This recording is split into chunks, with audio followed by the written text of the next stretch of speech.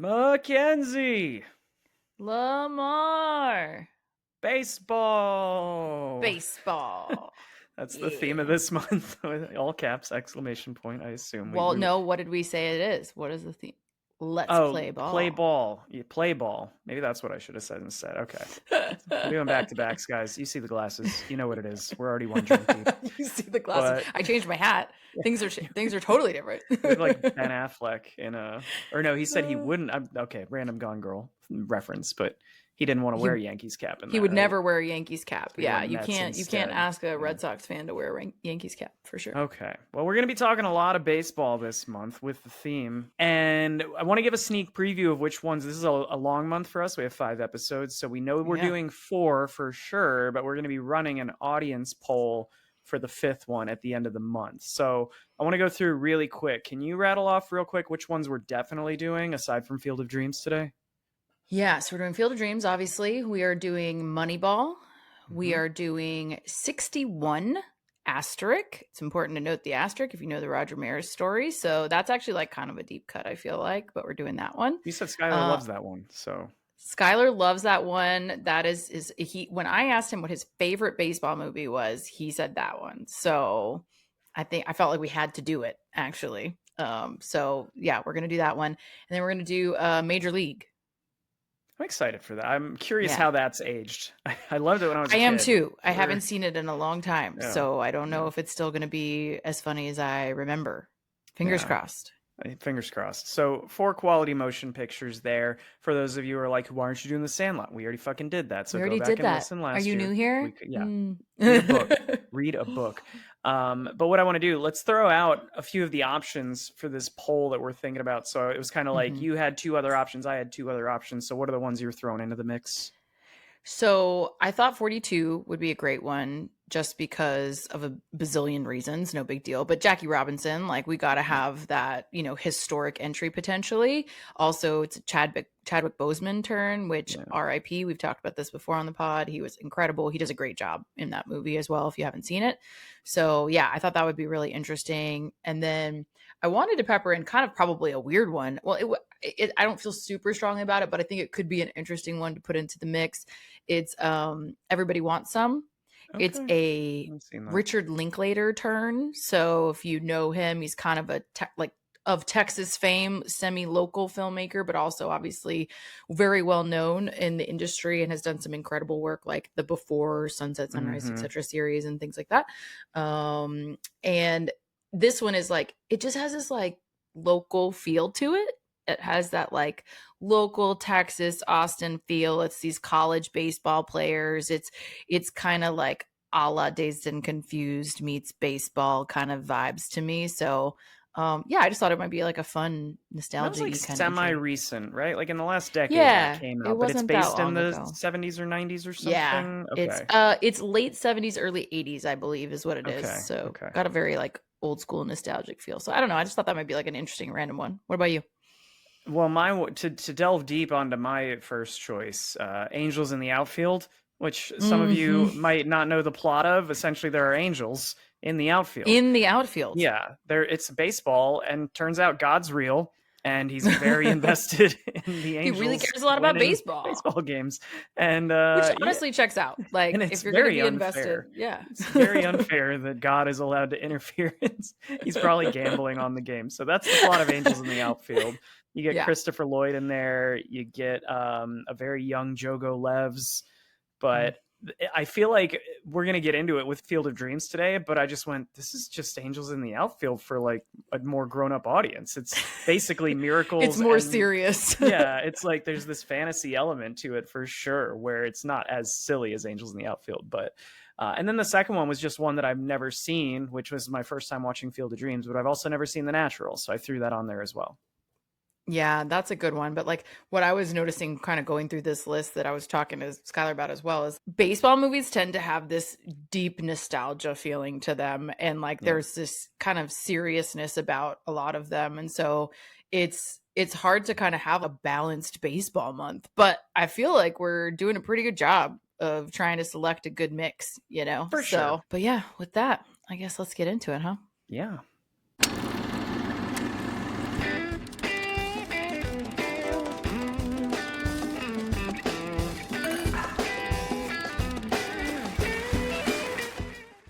Welcome back to We Drink and We Watch Things. I'm Mackenzie, Red Sox edition. I'm Lamar, no hat. We should have coordinated a hat for you. Like, it could have been like a rivalry. It could have been, I could have loaned you my Cubs hat. Like, we could have had a plan. It could have worked. It's weird, dude. We've been doing this podcast for almost 2 years, and I feel like video podcasting just became a thing in the last year or so, like 9 months, where we've been doing it and others really picked up on it. But we make a lot of references to the video, and I just wonder how much we irritate the shit out of folks who are just doing the old school listening. Yeah, they're like, I can't see the hat. Like, shut the fuck up. You're just going to have to take my word for it, guys. I'm not wearing a hat today. Also, on Spotify, it's like right there, like defaults to video. So I feel like more of them. But if you're one of the multitaskers who just throws a podcast on while you're cleaning or driving or whatever, then I get it. So, which is how I listen to podcasts, to be fair. So I would never see my hat either if it makes y'all feel any better. Anyways, well, we are continuing a new month, if it is unclear, either by the attire or the cold open, which is we are talking about baseball for the entire month of July. And it makes this baseball fan's heart very happy, and even happier to call it Let's Play Ball. Woo! It's going to be so fun. Did you ever play any baseball? Did you play baseball or softball when you were a kid? I wasn't allowed because of the like face thing. So no, I didn't. I played very lightly for fun with a friend when I was like, I learned for the first time in my mid-20s because I had never played and I finally wanted to. I've always been a fan. I've always wanted to play sports like that. I wanted to play softball. My cousin was really good at softball. But yeah, I just wasn't allowed to because of my accident. So I started, quote, breaking the rules in my 20s, and I learned how to play it an okay amount. I'm a pretty decent pitcher, actually.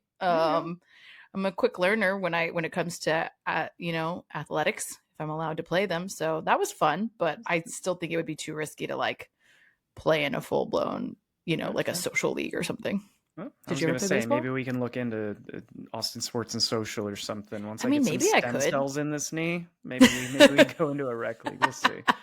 I did play. I played when I was a kid from probably 4th grade to maybe freshman year of high school. And then I broke my finger, and then I just kind of was like, I liked baseball, but it was, even playing it is a little bit boring for me. It's like my least favorite sport. But I was an all-star second baseman in 6th grade, so that was nice. It's like the easiest position to play, but I was really good at it apparently. So that's a big deal, that. So even if you didn't like it, you were good at it. Yeah, so there's that. So is baseball month going to torture you because you're like not this? No, because I like movies about what's happening. I just don't like watching. My running joke is I don't like watching baseball games. What I do like is getting drunk while there's a baseball game being played nearby. So I will go to a baseball game and just drink beer and eat hot dogs, but I'm paying very little attention to the game until like the ninth inning. I think that's a fair... I think a lot of people do that. I think that's how a lot of people watch baseball. I will watch baseball for sure. I will like watch baseball by myself at home on a patio. But I'm a dork, so I get it. I'm a hockey guy. I'm also like sometimes reading my book at the same time if it makes everybody feel better. I'm like alternating, commercials, book when it's on baseball. That makes sense. Yeah, balance. All right. Well, since we're gonna get into some goodness here, what is our baseball cocktail this time? We are drinking a tasty concoction, sort of a pomegranate lemonade from at Craft World. So this is 2 ounces of bourbon, 0.75 ounces of simple syrup, 0.75 ounces of lemon juice, and 0.75 ounces of pomegranate liqueur, which I didn't know was a thing until a few months ago, and now I have it, and it's very tasty. I was gonna say I only have it because you have it, because it was like, well, we need to leverage this now on the pod, so here we are. I like to mix it up, so you can get that at the store. You mix all that stuff up, you shake it up. If you want to put basil in there, he said that I didn't have basil, so sorry. I feel like every week I fuck up Skylar's recipe in some way. It's not the vision. But I have all the things, and I still fuck it up. So if it makes you feel any better. But what are we calling this one? Yeah, so this one's called Under the Lights. Very, very relevant. I wonder if every drink this month will have some sort of baseball-related words or something. Will. So cool. But yeah, this is, I've already tried it. It's very tasty, but cheers. Cheers. And I didn't muddle the basil. I just want to be clear. But I did add a little basil garnish that I think is quite pretty. You take a little bite of basil and then a sip. Chaser. Right. Yeah. I'm sure that would taste great. Okay, well, that is quite tasty, actually. Don't bite the It's bagel, though. refreshing. It's a good summertime drink. It is very baseball-esque. All right, homies, let's do some basics. Get into the nitty-gritty. This is a very old movie, and I say this with a little bit of pain because it's the same age as me. But it's an old movie, so I don't think we really need spoiler warnings here. But if you want one, turn around, don't drown. It's spoiler time. And we'll dig into the nitty gritty here. So, Field of Dreams, as we said, 1989. This is IMDb rated 7.5 out of 10, 88% from critics on Rotten Tomatoes, and an 86 from audiences. So, pretty close, and also like really good, really highly rated. This is directed by Phil Alden Robinson, and he's done stuff like Band of Brothers and Sum of All Fears. So, like, good and heavy stuff, actually. Sum of All Fears is like the heaviest. Like this is good stuff, but this feels like his light outing, relative to his other work, to be honest. He also contributed to writing this. This is his screenplay. In terms of writing, he hasn't done as many things, but he did Freedom Song and Sneakers, which I haven't seen, but he's apparently known for. And fun fact, the 81st Academy Awards, because they need people to write those. Huh. Did you know? Okay. No, I didn't. I thought they just showed up and shit happened. That's interesting. I did know they wrote them, but I didn't know anybody would like credit themselves for it. Yeah. Okay. A lot of times they're really cheesy too. So I'm like, I want to go back and see which one that was. And was it the year that Anne Hathaway and James Franco did it? The universally panned one? Ew. I don't know. Turns out it was the worst one. He also did. You were talking about this is his lightest film.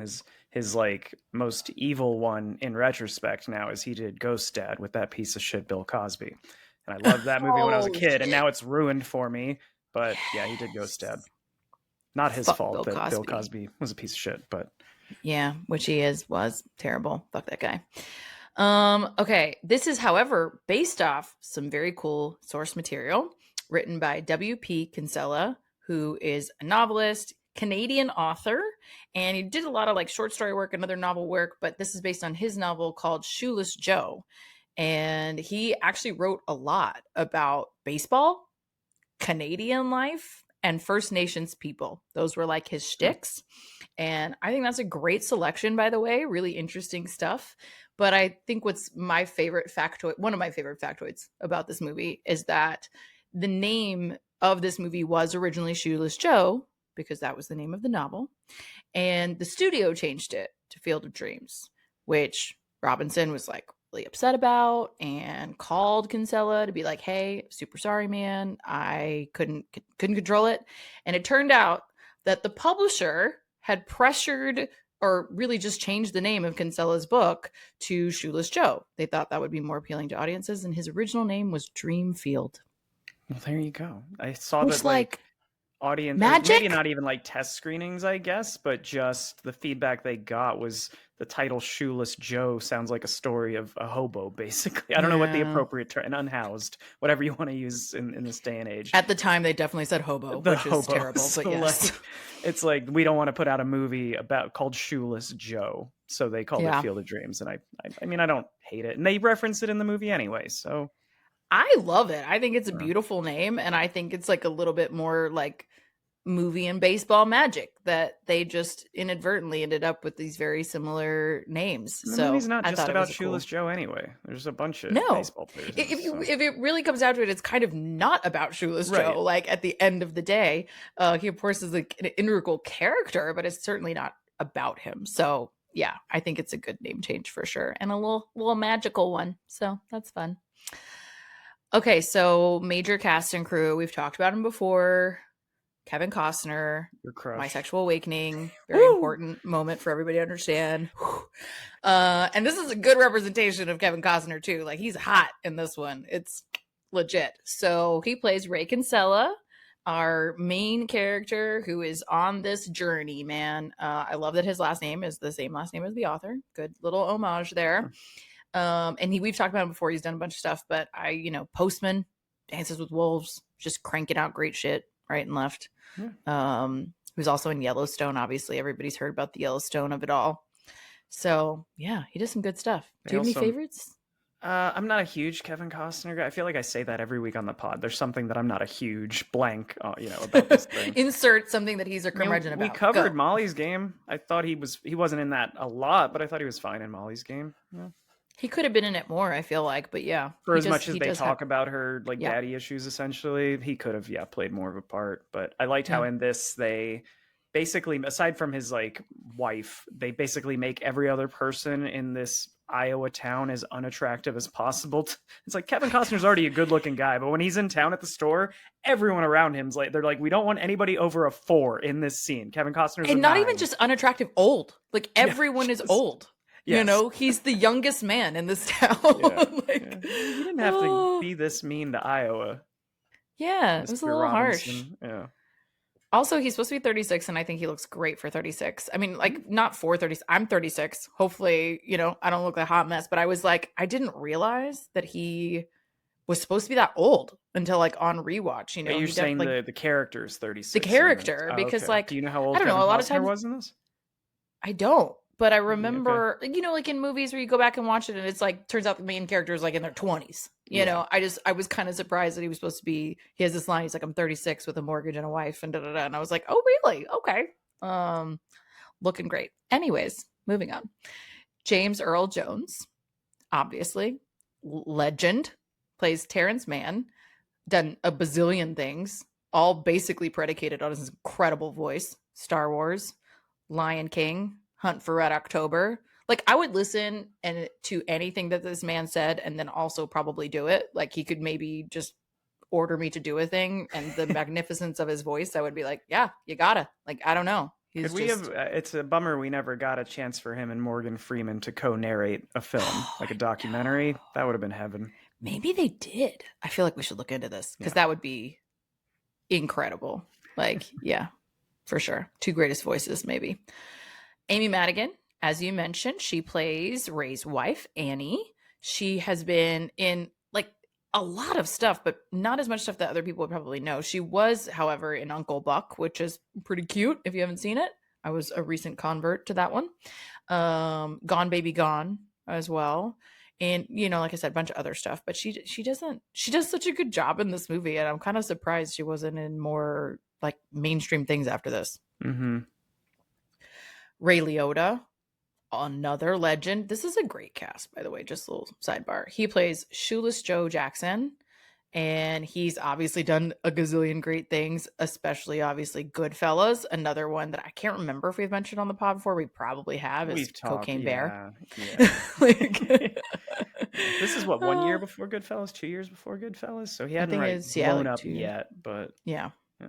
But he does a great job of this, and gosh, I'm blanking right now, but somebody else was considered for his role. I can't remember who it was, but they wanted it to be somebody who was felt a bit more dangerous, like a bit more like had a little edge to him.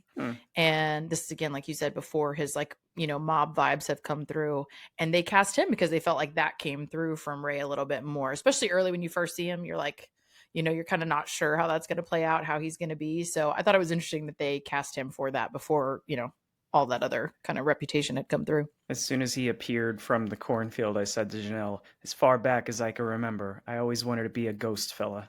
But I think that's right. Like maybe the casting, like they saw something that was there. I don't even know if he had gotten the Goodfellas role yet, but clearly they were on the right track for. I mean, they're right. There is like there's a little undercurrent there, he doesn't feel like a little sinister, totally friendly. You know what I mean? So yeah, but you get the classic Ray Liotta laugh in this. Oh, I know. I literally, as soon as he did it, I was like, there it is. Like a weaselly laugh. Yeah. Oh, and like his whole face and body moves a certain, anyway. Yeah. I pointed it out too. I was like, there it is. He's great. Gabby Hoffman plays their daughter, Karen. She is freaking adorable, so I wanted to mention her. She's also in Uncle Buck, funnily enough, with Amy Madigan as well. And then she's apparently recently in Poker Face. I have not made it through Poker Face. I've heard it's good, but like I have not been able to power through that. It's a TV show or a movie? It's a TV show with Natasha Lyonne, who I really like, who does like Dollhouse Russian Doll? Russian Doll. That's right. I don't know what Dollhouse is another TV series, but yeah, Russian Doll, and a bunch of other great stuff. So I really wanted to like it, but I haven't been able to get through it. But supposedly it's really good, so might give it another chance. And Mr. Burt Lancaster, who plays Archie Moonlight Graham, or Doc Graham, as he is later known in the film. He's done a bazillion movies. He's kind of that era where you're just cranking him out. He did From Here to Eternity is one that he's probably very well known for. He also did The Unforgiven, the first version, not the Clint Eastwood remake. A lot of Westerns. And then fun fact, I thought it would be worth pointing out, he also did Gunfight at the OK Corral, where he plays Wyatt Earp, which we just talked about recently. Okay. So that was a fun one. And then finally, Tim Lee Busfield, who actually you had to kind of talk me into including because I have a deep annoyance of him in this movie, but he is the primary antagonist. You have to acknowledge, the antagonist too, just because they're hateable. Yeah. Mark, whatever, lame. But he's been in a bunch of stuff too. He did Revenge of the Nerds. He was Poindexter, which I sort of forgot about. And then he was also in The West Wing, which I think probably like more people probably know him for. But my other fun favorite fact about this guy is that Burt Lancaster didn't know he was in the movie when he saw him on set. So he was like ordering him around. He was like, get chairs, get water. And like, then they were in a scene together. And that's when he found out that he was in the movie. I would buy that. He doesn't look traditional Hollywood, even in like character actor status. I could buy him being like a best boy or a key grip. Yeah. Like he's not like, I don't know. He's not like unattractive or anything. He just looks, I don't know, kind of generic. And anyway, I thought it was appropriate and fitting for his character, who's shitty. I'm sure Timothy is a very lovely man. I'll just be clear, but I thought that was funny. Yeah. I had 3 minor mentions in the cast, one being Art LaFleur. I forget which player. He only has like 5 lines in this, but he has a handful of lines just because him and James Earl Jones were also in The Sandlot, which we covered. So I thought that was fun that he would go on to play Babe Ruth, the ghost of Babe Ruth in The Sandlot. And then I know we're already in spoiler territory. The voice is credited as himself in the credits. So to jump directly to the end of the movie, are they saying that Kevin Costner, it was him talking to himself the whole time and like motivating himself to do all these things? Is the voice him? Because at the end, doesn't he say like, it was you? And he's like, no, it was you. So I'm like, was he just his head telling him what to do to get to his dad? That's next level crazy. I don't actually think so. I think they're just being kind of tongue in cheek maybe, because it doesn't even sound like him. Yeah. Like, even like if you think, listen, Kevin Costner is a very attractive man. You know what he's not good at? Voices. Like, fucker can't do an accent to save his life. So I sort of feel like it's not actually him. Okay. But okay. But I did notice that as well. I thought that was very funny. The voice himself. Like I couldn't tell if that was the credits saying it was Kevin Costner just doing the thing, but you're making good points. So the last one I wanted to mention was Frank Whaley, who plays the younger version of Archie, only because this is the third film of his that we have covered, and we mentioned it last time when we did The Doors. So he was, I think, the bassist for The Doors in that. Oh, that's and then on that episode, I mentioned he's the big brain on Brett in Pulp Fiction. So we've done 3 Frank Whaley films, which is 3 more than we've done Al Pacino films in the 2 years we've been doing this. So fun.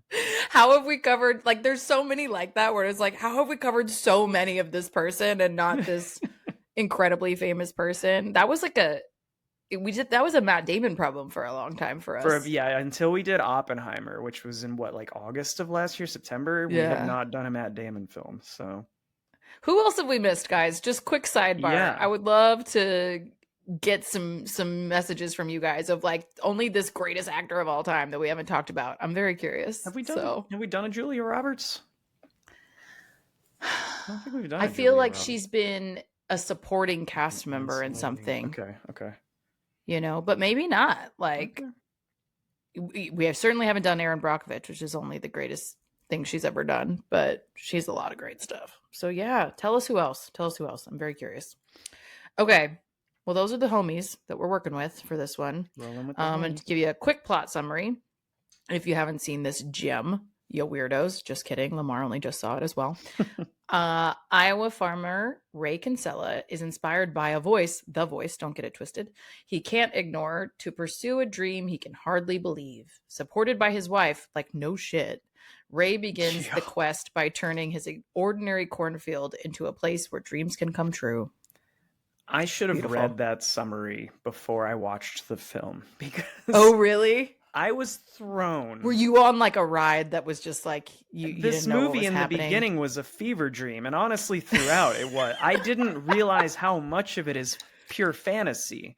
Like, this is so much closer to Mm. Angels in the Outfield than I thought. I knew there was the premise of Mm. he builds a field and it brings like these ghosts of baseball players. I knew that that was part of the plot. I Okay. didn't realize it was just. But you didn't know that he was like descending into madness. Yeah. Like as Throw caution to the fucking wind, and his wife's like, "You're hearing a ghost tell you to build a baseball field? Okay, babe, I let's support do you, it. honey. Let's That is the bankrupt most like ourselves." I'm very glad that that made it into the summary. Actually, I hadn't read it actually, but I'm very glad that it did because it is one of the most standout moments of this film to me on a recurring basis. Of this is the most supportive wife in the history of supportive wives. Yep. Like, and it starts from the very beginning where he tells her that he's hearing a voice. And I literally turned to Skylar and I was like, I don't know if I would ever tell you if I was hearing voices. I'm being honest, you know? And it was like, he's like, well, I would tell you. And I'm like, I would definitely have you committed. Like, I have questions, you know? And so for her think we need some to, space, kind of thing. right? Like, she just hears it, accepts it, and is like, well, what's it telling you to do, honey?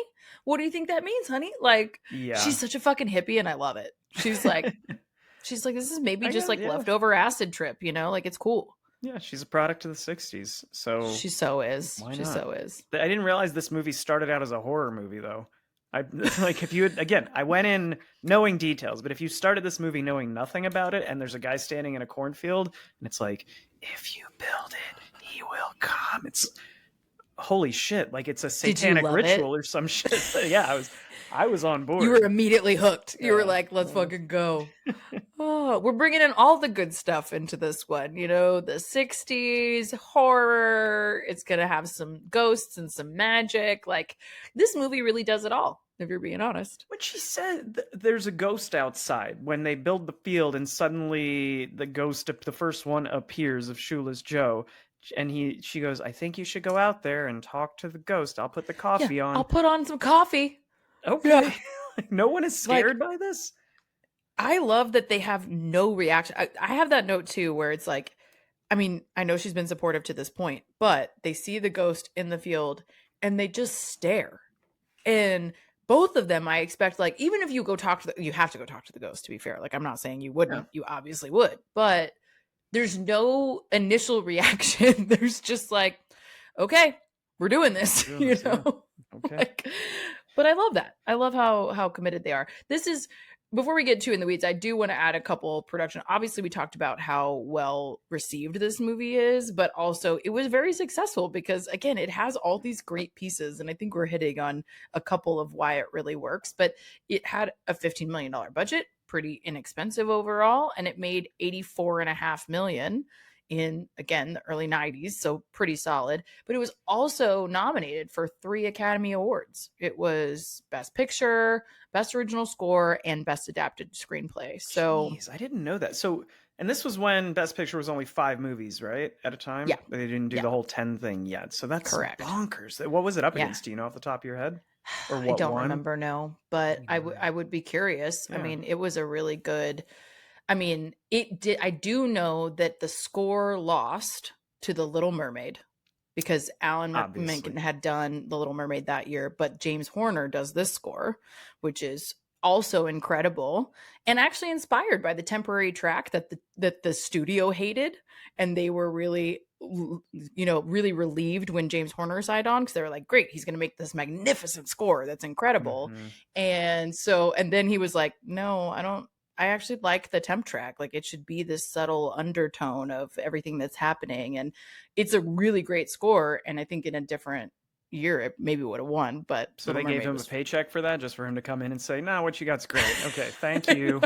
I'm going on vacation. Inspired by, not copied and pasted. Okay. But yes, he did. He was inspired by it. And I think that's really cool because it came out really good, I thought, obviously. And I think in a different year, it could have won. And, you know, Little Mermaid, though, crushes. So I get it. I get it. For sure. But it was also, you know, I think that it was it just has such a nostalgic feeling to it, and the music like it just contributes to that at these various points and these various moments, and it's kind of an homage to like older Hollywood nostalgic films, if you ask me. It's a very So emotional score. It's got some swells that really hit yeah, during those moments, and the sort of like that magical, again, it's those that era of baseball movies from like this through like the early 90s all had that sort of like, I wrote down that it's all heartfelt because the whole pitch here, right, is that baseball is sort of representative of America and history.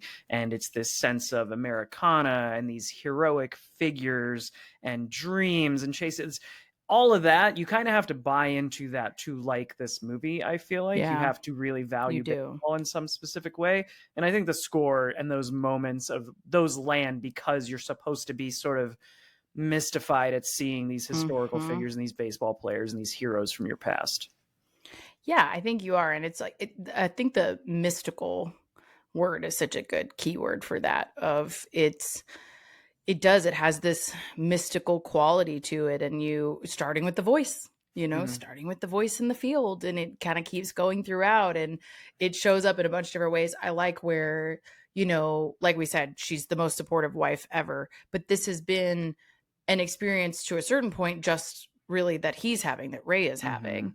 And then at a certain point you start to see it spread out, and it's beyond just Ray, and she can see it and Karen can see it, but then also she starts to, like, she has a dream, and so it has this mystical quality in that it's not open to everybody right away, and it like slowly kind of permeates the other people that you're encountering, but you don't know who it will or won't, because Mark can't see it.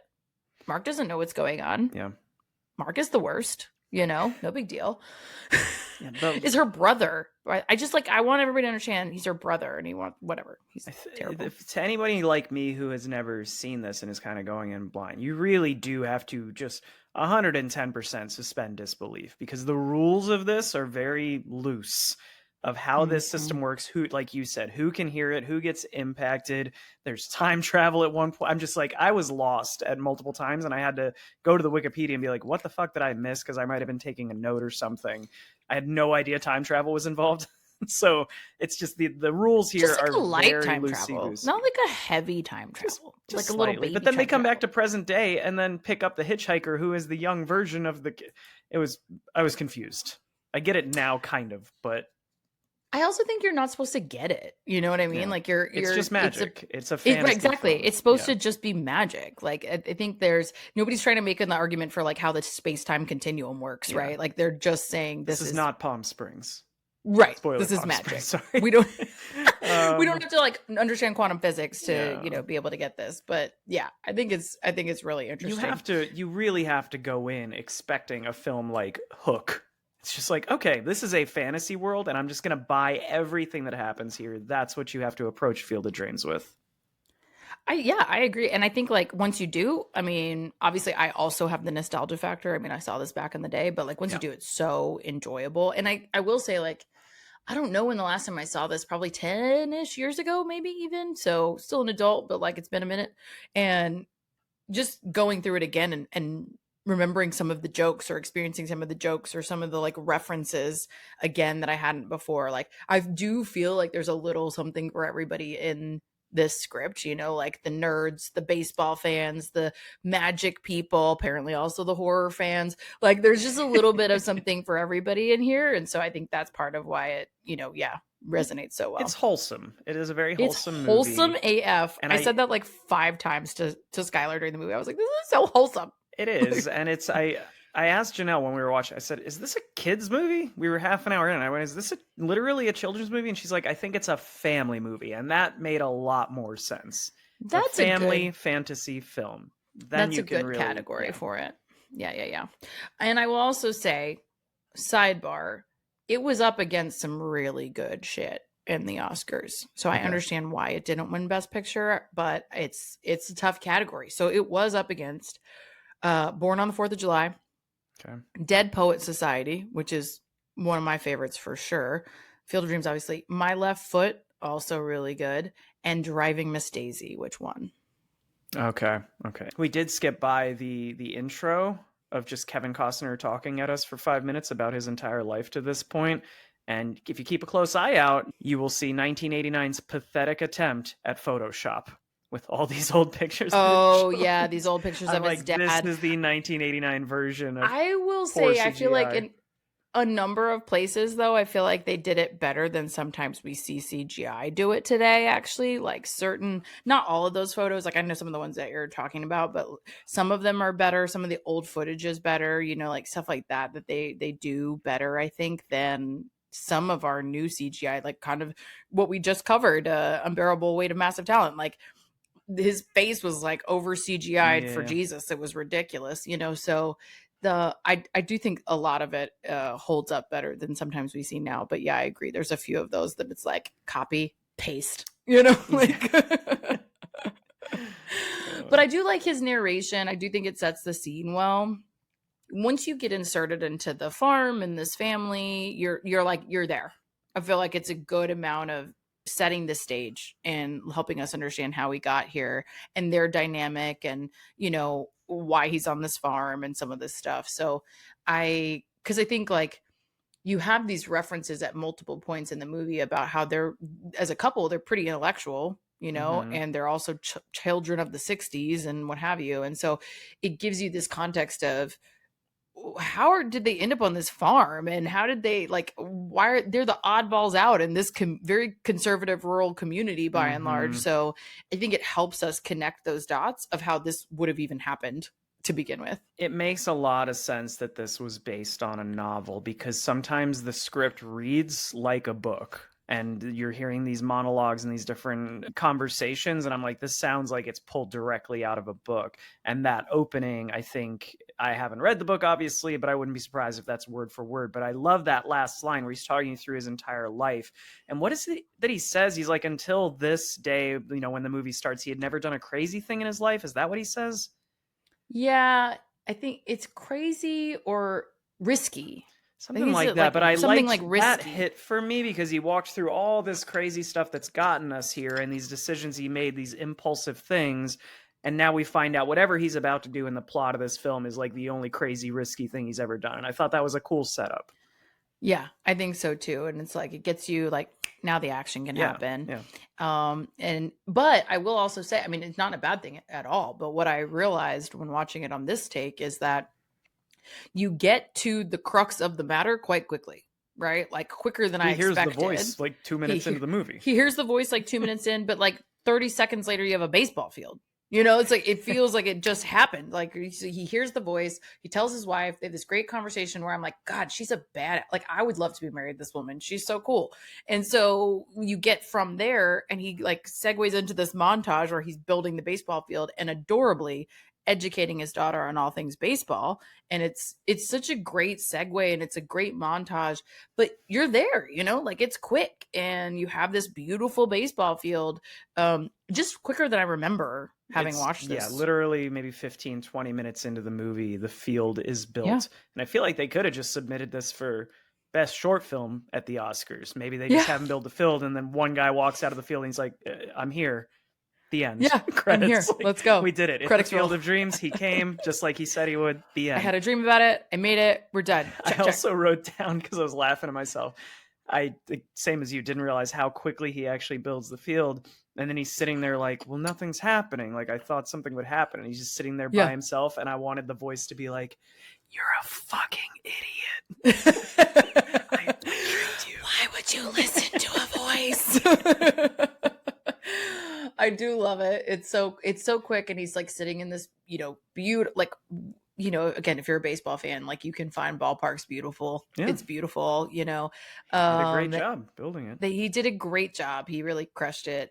But I really like their dynamic, not just the supportiveness, but like they have a witty repartee with each other, and he makes jokes at the beginning too. He's like, I had once heard of Iowa, you know, and we stayed there as long as we could. We made it a whole hour, you know, like whatever. So he's like, you can tell he kind of has this humor and snarkiness about him. She's really fun and smart, but they're just like, they come off as this team right away. For And I sure. think it's really cute and sweet. But then I love that he's like, okay, what do I fucking do now? And like, what is the next step? And that you would be thinking that. You'd be like, I just built an entire motherfucking baseball field. And I felt like the results would be instantaneous. Like, what is the thing that is supposed to happen? And then you show him months of him, just literally months, because Christmas rolls by, like whatever. He's just staring at the field. And I was like, there's this guy at Christmas with his family just staring at this baseball field that he built. And he's second guessing himself, like, what the fuck did I do?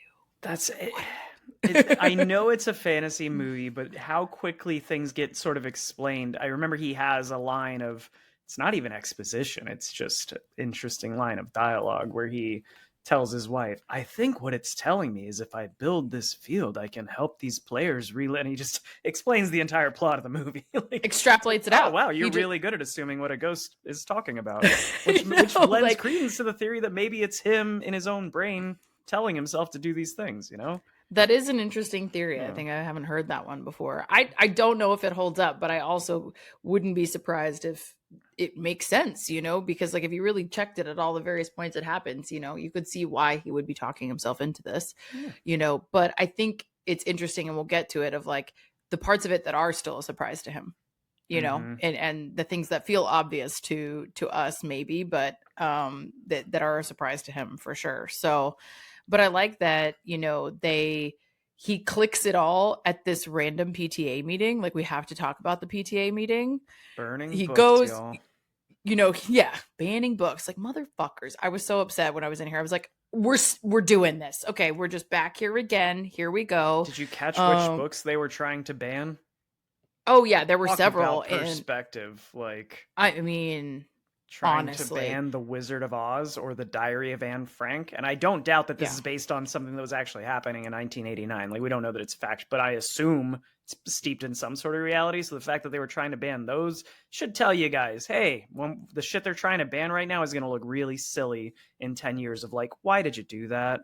You're just censoring. Well, and things that they're censoring that they're like calling pornography, for example. Like, it's crazy. But I love that scene where she just wrecks shop on that PTA meeting, and he's sitting there like just maniacally drawing on his pamphlet about, what ease his pain, and he's trying to put it all together, and they're talking about banning a book by Terrence Mann, and that somehow clicks to him again that he needs to bring Terrence Mann to a baseball game. And it is one of the most random moments in the movie, and it works because you're like, well, there's a reason why we went to this PTA meeting. Like, the setups are good, but you're still like, what? You went to a PTA meeting about banning books, and now we have to go get Terrence Mann and make him go to a Red Sox game with us? What in the actual fuck? And it was, to me, such a like men moment for me, because she fucking crushed that meeting. She made sure that she, what did she say? I just halted the spread of neo-fascism in America, and you're talking about a baseball game. She's like,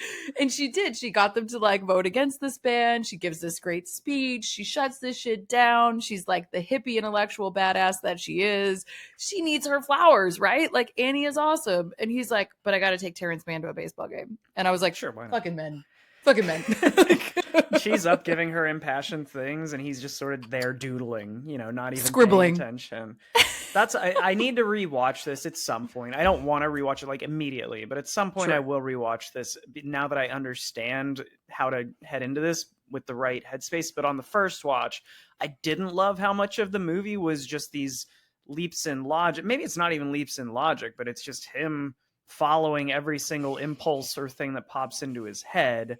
And it's told in an interesting way, but it's just, to me, the narrative doesn't always feel earned when it's always just the vision is literally given to you, and it's a ghost saying, go do this. Okay, well, now go do this. Okay, well, now we're here. Oh, we did it. Congratulations. Like, I'm not saying it makes for bad film, but I want to watch it again now that I know what I'm going into.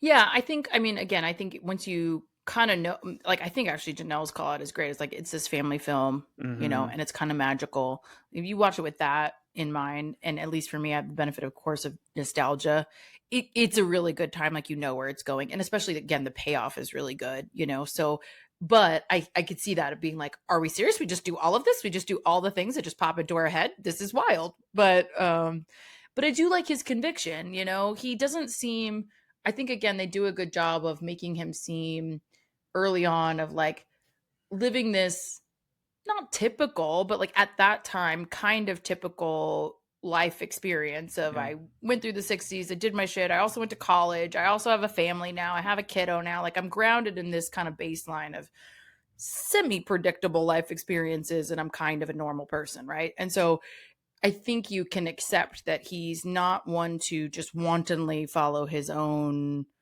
you know, whims just for the fun of it. And once you kind of know that, you're like, what would get him so enamored by this experience? Like, just has to do this thing.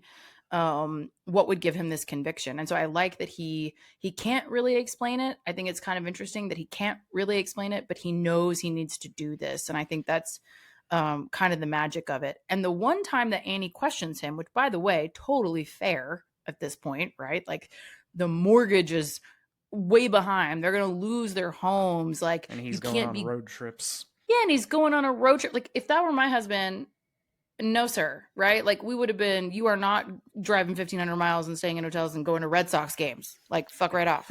But they talk about the dream, you know, and they've had this same dream. And she's being, you know, very cool about it, but also saying like, I'm sorry, I got to put the kibosh on this. It's not a good idea, until they realize they had this same dream. And again, it's another moment where she's like brought into the fold of this magic because it's critical to this thing happening. And I kind of like that moment of, even as risky as it is, you're like, okay, this feels rooted in some reality until you know, this magical thing happens and she feels like, okay, you got to go. Yeah, you know? they've got an awesome dynamic. She is super supportive, which you've mentioned before. On the flip side of that, while he's out and about gallivanting around the country, seeking out baseball players and whatnot, when he gets the message that says ease his pain, and then he's going to James Earl Jones play at Terrence's place, I'm like, okay, he's gonna kill James Earl Jones. He's gonna ease his pain. It's like, is this gonna go? This is a horror movie. But then they have that sequence in his apartment. Their dynamic is also incredible. That entire first, like, we're in his apartment for like 10 minutes or so, and that whole, and it's great. Every minute of it's great. Uneasy, and he's very suspicious, and then occasionally you'll think they're connecting, but then it's really just Terrence busting his balls. Like, it's a pretty good sequence. Do you want a cookie? You want a cup of coffee? Like, I love how much he has this sarcasm and wit, and then of course his incredible voice that, you know, delivers all of this. I love the like fumigation thing that he does to Kevin. I know that's so silly, and like, but it's such a good little like physical comedy. It's a small physical comedy. It's, you know, Kevin comes back in pretending to have a gun in his jacket, which is absurd and a silly last ditch effort. And I love that, one, he knows it never gets very serious, but two, he starts chasing him around the room and like with a crowbar, and he's like, you're a pacifist, and he's like, damn it, you know. Like, it's just that whole dynamic is so cool and also so unlikely to yield the results that it does. But again, there's this magical factor here that he can get him to go to this game with him. And I just remember thinking, if somebody showed up my door and was like, I need to take you to a Red Sox game, like, this is my do you want some candy, little girl moment, I would be like, you're in the van. Yes, in a heartbeat. Let's go. I'm getting in the van. Like, I'm going to the Red Sox use this game. back door. Okay, in I go.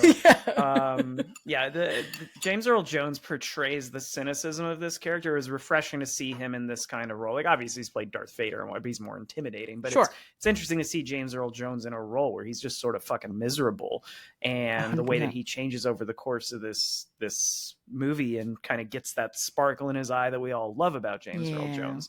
I like when they do go to Fenway.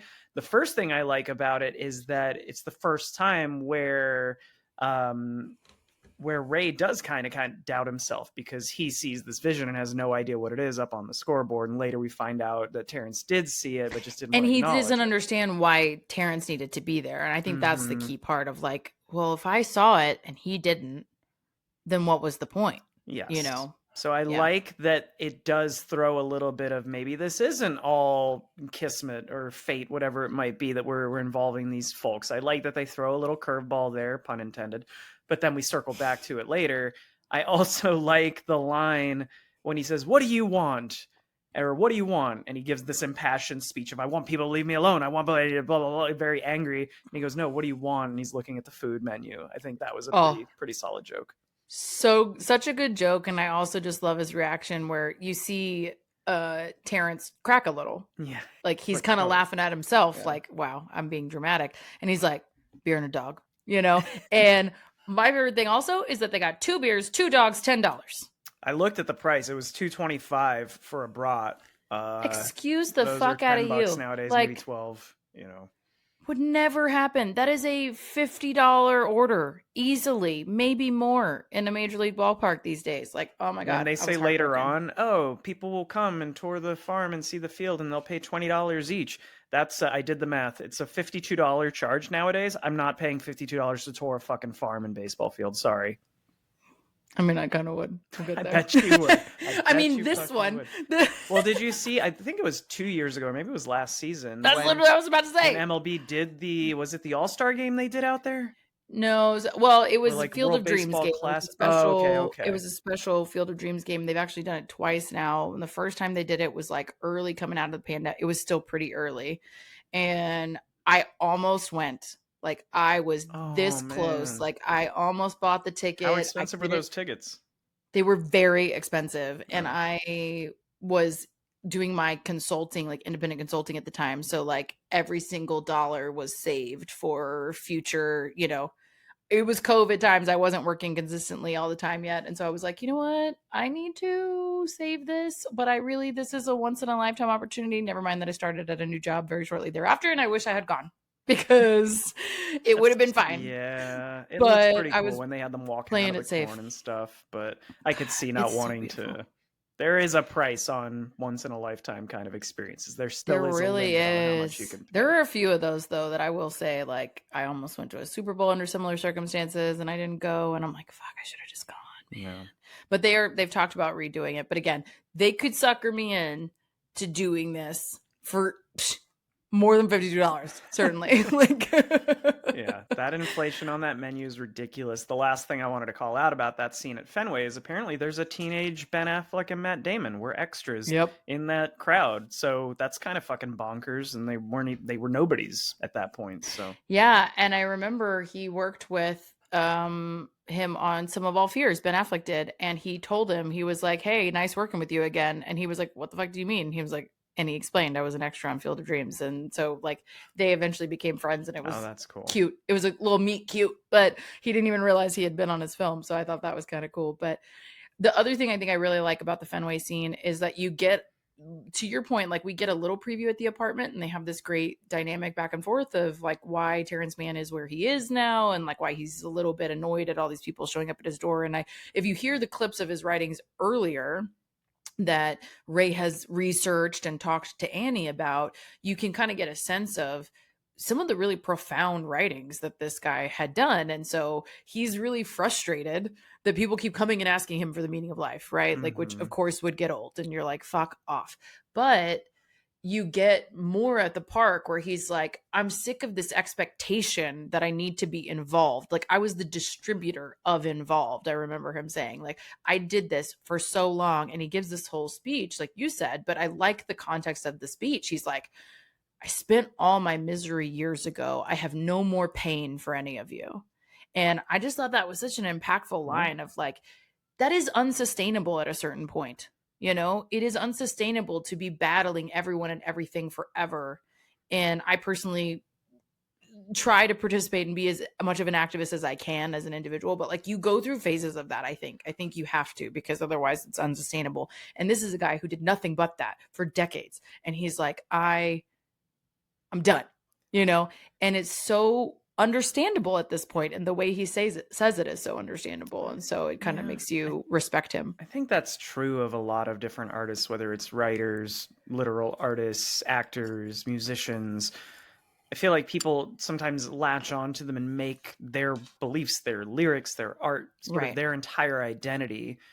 And when you do, that's why I think they say don't meet your heroes, right? Is it's like, yeah, your interpretation of this and the way you internalize it and the dreams that you chase because of this message is more what the point is about, as opposed to going to that person and trying to find more of yeah. that. Because I could see how decades passed. It's like, dude, this is just fucking annoying at this point. I gave you all I could give. What else is left? And I gave you so Yeah. much. Like if you hear the context of what he said, it is so insightful and it's so profound, and it's something that clearly people have also turned away from. I mean, we were just at a book banning meeting, right? Like, he's like, I gave you the fucking answer. There's this frustration around like you elected Tricky Dick twice. I love that he says that. They killed Bobby, they killed Martin, they killed my people that I was fighting for and writing about, and who were like giving you the answer, and you killed them, or you told us all to fuck off, so fuck you too. And it's like, it's so understandable. But again, I think it makes you,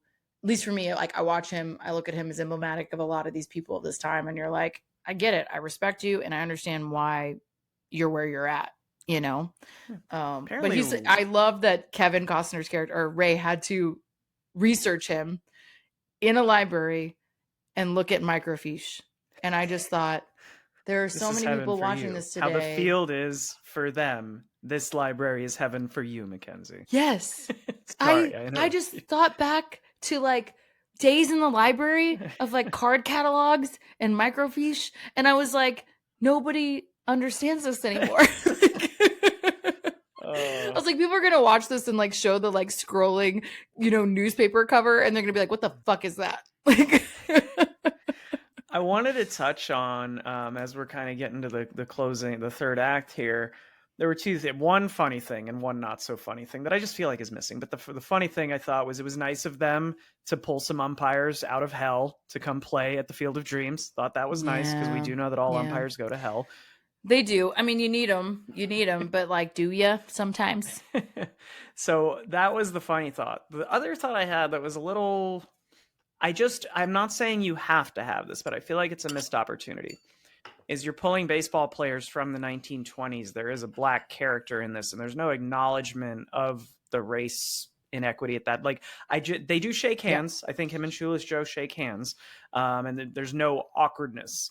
But I thought there might have been, I expected some way for them to work in, we're going to bring in a black baseball player. And I just thought that was that could have been a 5-minute scene just to acknowledge that, in the way that movies like A League of Their Own did, right? I was going to say, A League of Their Own did acknowledge it. They slightly acknowledged it, because yes, there were no black players allowed in this league, but they have the woman in the crowd. They found a way to work it in. And like I'm not saying this takes away from the film. I just think it's a missed opportunity. It could have been nice. Yeah. It could have been nice to acknowledge it, call it out, understand that this is not, we're talking about legends on this field, but it is by no means comprehensive in terms of the legends who could be on this field. So yeah, I think it could have been interesting, but I agree with you. I don't think it really takes away, but I think it's worth noting for sure. But I mean, they go through their whole progression, and then this is where they go into full-blown fucking hallucinations, to your earlier point of, now we're doing hallucinations / maybe time travel. We're not really totally sure, but we go to Minnesota, and I have a couple favorite things about the situation. One is, I love when Terrence Mann has to call his father, and he's like, laughing at himself. He's like, what am I going to tell him? What do I tell him? I don't even know what to tell him. But I think it's interesting that I think it's intentional and interesting that it separates Ray and him for a minute. And then when Ray is separated on his own, this continues to really be his quest.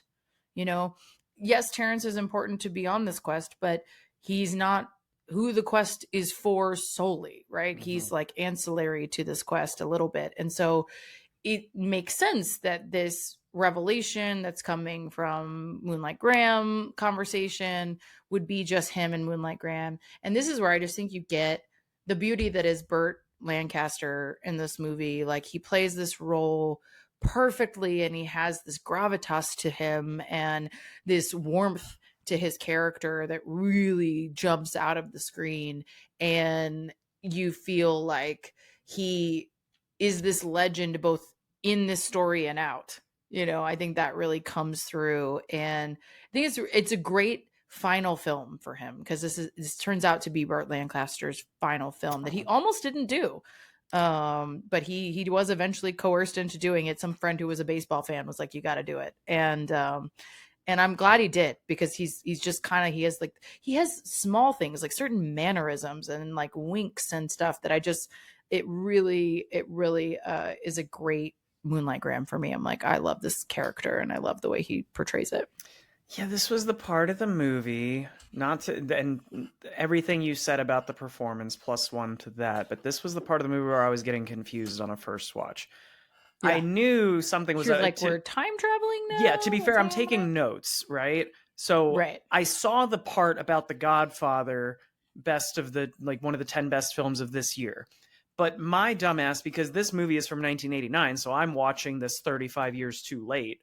I'm just like, so you're thinking like that? Yeah, I'm like, yeah, that's it. Okay, wow, I didn't realize I wasn't piecing it together. And then he looks at the license plate, sees the 72. I'm like, what the fuck is that? Now it makes total sense that they're telling you he is, 17 years in the past. But that part where he meets him, they have a really good conversation, but then he says, nope, don't want to do that anymore. I had my time.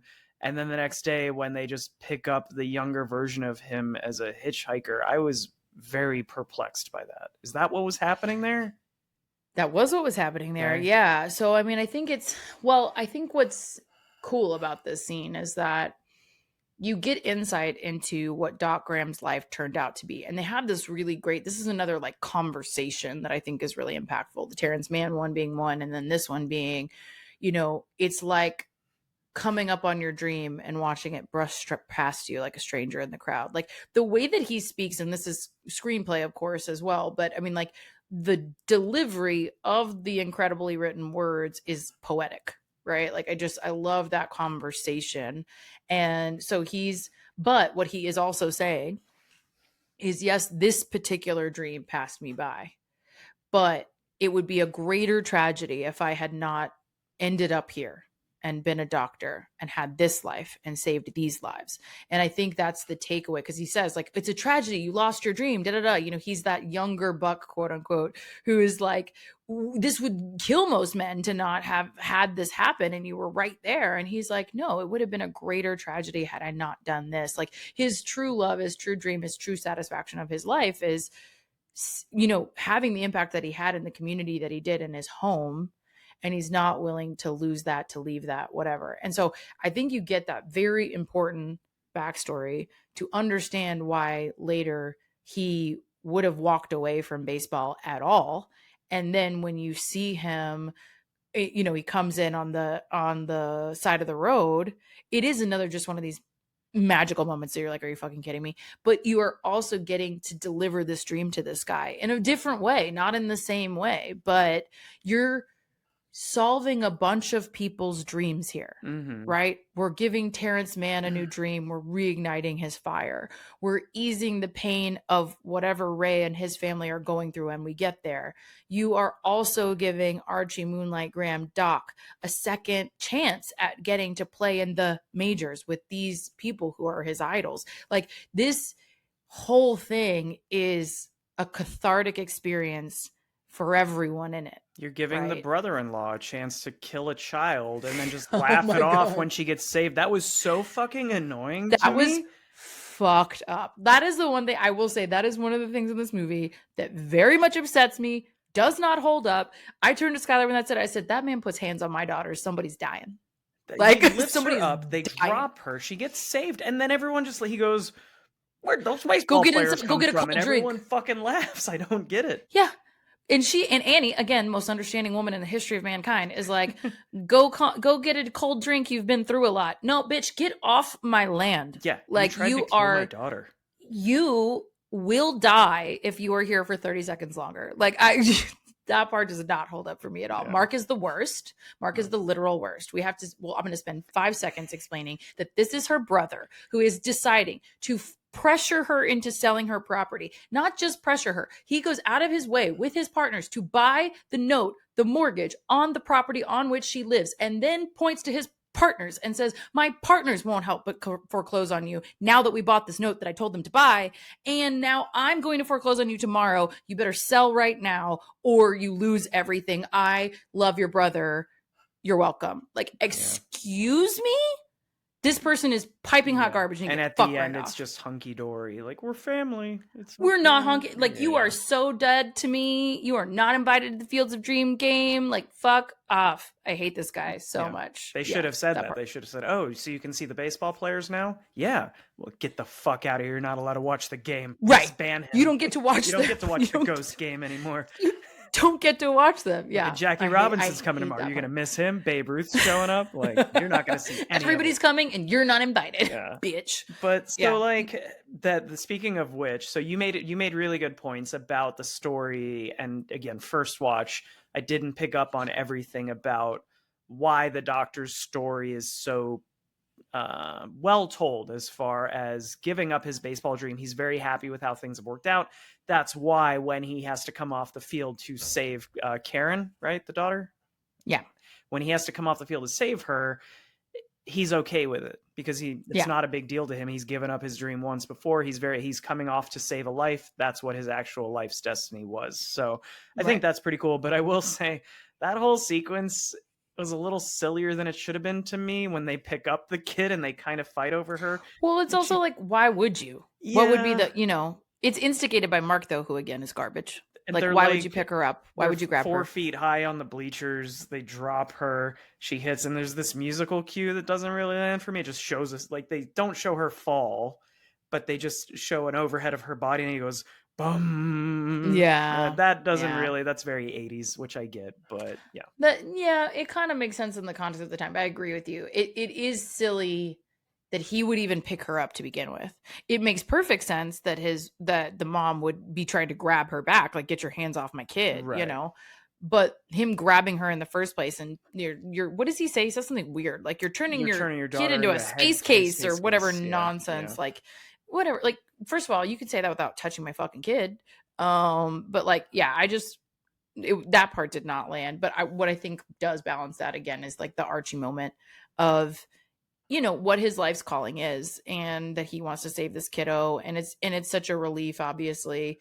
But I like that all the players respect him as a result as well. And he goes through, like, I love him walking back out of the field as Doc is really, really sweet. And you see these people who baseball was their life. That's why they're here. That's why they are this way.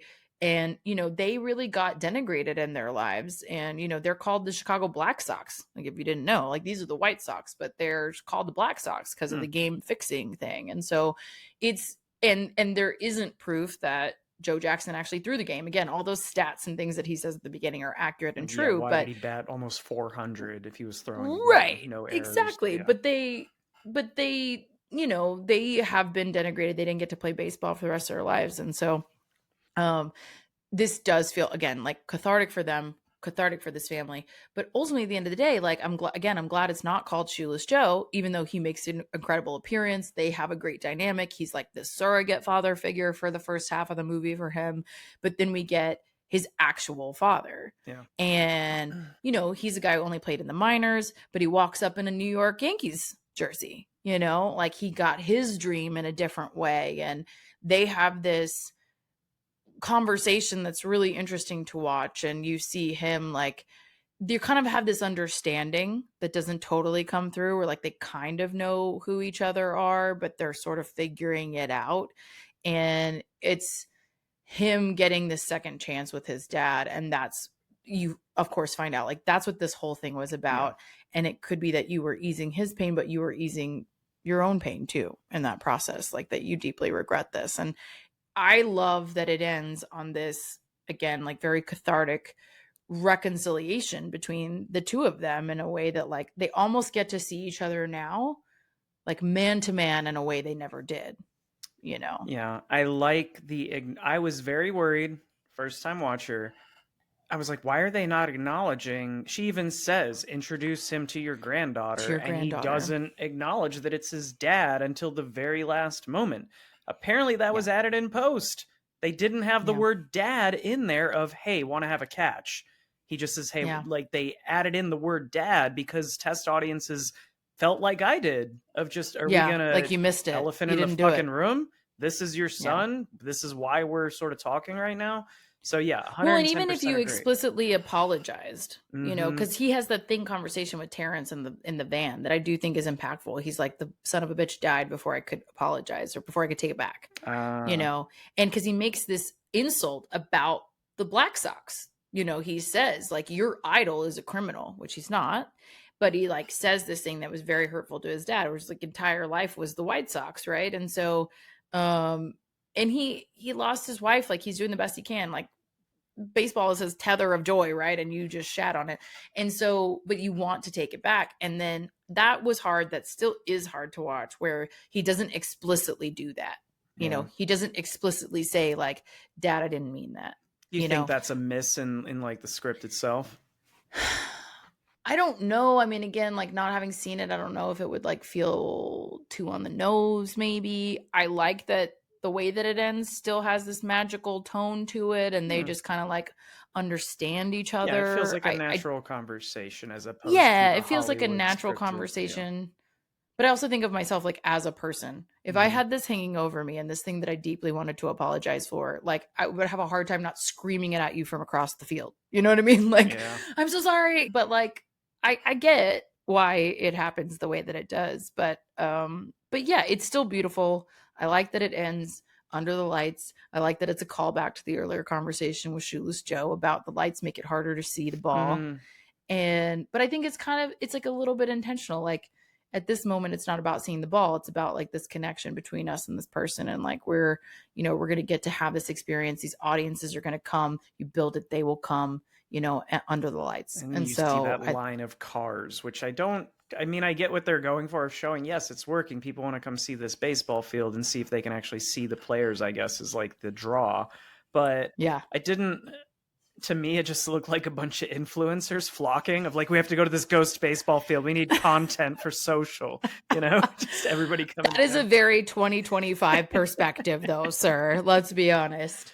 I will say that was like, I thought I agree with you. Tactically, I was like, y'all are really late for this game. Like all the players went to bed, actually.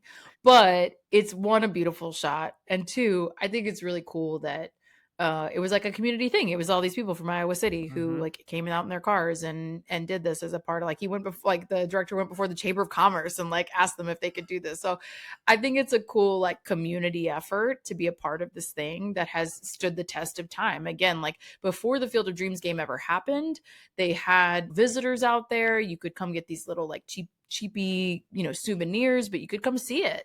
And I think that again, like the name of the book / the movie, the vibes in this movie and this story, the feeling of baseball on the whole, like when you see this beautiful game, and especially a night game, there's something about a night game that's gorgeous and hits you in all the feels. Like it just really captures the magic and the nostalgia, I think, of what baseball can be, especially summer baseball under the lights. And I just think it's a really gorgeous ending, personally. I agree. Oh, we did it. You saw it for the first time too. I'm so excited. I'm glad we made this baseball month. Like this is overdue. Yeah, we got 4 more after this, so we'll see. We got how happy 4 we are more. By the end of it, you're gonna be sick of baseball. But on the first one, you had a great time, I'm sure. What was your rating? I'm not gonna, despite being a little confused. Yeah, so first watch, I'm gonna rate this based on a first watch because I probably should have done a little more research to know just how fantastical this was gonna be. Because I found myself a little confused. I think on second watch it will go up. On a first watch, I would say like a 6.5. Like it's a good movie. It's enjoyable. There were parts where I was very confused. I didn't understand why everyone was so gung-ho on this ridiculous. You said, the wife goes along with everything.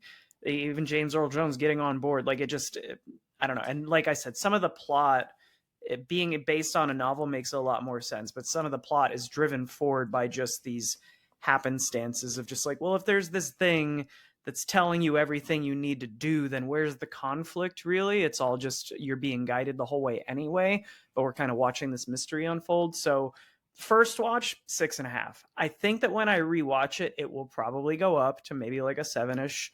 It's not going to be one of my favorite movies, and maybe I waited too long to watch it, but I totally get why people consider this one of the best baseball movies.